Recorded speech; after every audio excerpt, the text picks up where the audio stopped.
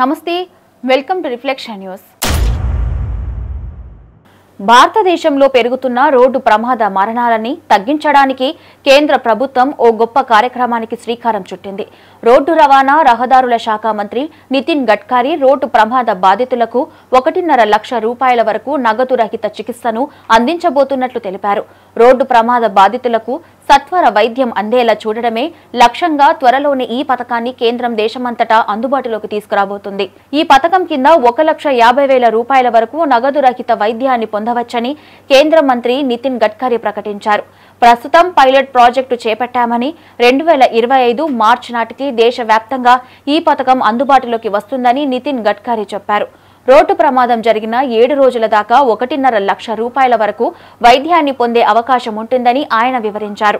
అన్ని రకాల రోడ్లపై మోటారు వాహనాల కారణంగా జరిగే ప్రమాదాలకు ఇది వర్తిస్తుందని గడ్కరీ తెలిపారు. రోడ్డు ప్రమాదం తర్వాత బాధితులకు అత్యంత కీలకమైన గోల్డెన్ అవర్ సమయంలో వైద్య సహాయాన్ని అందించడమే ఈ పథకం లక్ష్యమని గడ్కరీ తెలిపారు. నేషనల్ హెల్త్ అథారిటీ ఈ స్కీమ్ను అమలు చేస్తుందని తెలిపారు. పోలీసులు, హాస్పిటల్స్, ప్రభుత్వ వైద్య సంస్థల సహకారం తీసుకోనున్నట్లు గడ్కరీ వెల్లడించారు.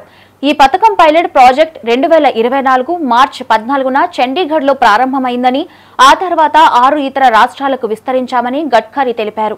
ఈ పైలట్ పథకం ద్వారా ఇప్పటి వరకు 6,840 మంది ప్రయోజనం పొందారని గడ్కరీ చెప్పారు. కొత్తగా రాబోయే బస్సులు, ట్రక్కుల్లో డ్రైవింగ్కు సంబంధించి 3 కొత్త సాంకేతిక ఆధారిత వ్యవస్థలను మంత్రిత్వ శాఖ ప్రవేశపెడుతుందని నితిన్ గడ్కరీ తెలిపారు. డ్రైవర్లు నిద్రపోతున్నప్పుడు వారిని అప్రమత్తం చేయడానికి ఆడియో వార్నింగ్ సిస్టమ్ను ప్రవేశపెట్టబోతున్నట్లు గడ్కరీ చెప్పారు.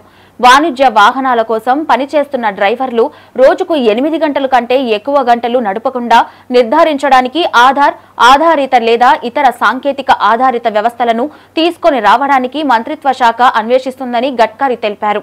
రోడ్డు ప్రమాద బాధితులను రక్షించే మంచి మనసున్న వ్యక్తులకు ప్రస్తుతం ఇస్తున్న 5,000 రూపాయల రివార్డును కూడా పెంచుతున్నట్లు మంత్రి గడ్కరీ ప్రకటించారు.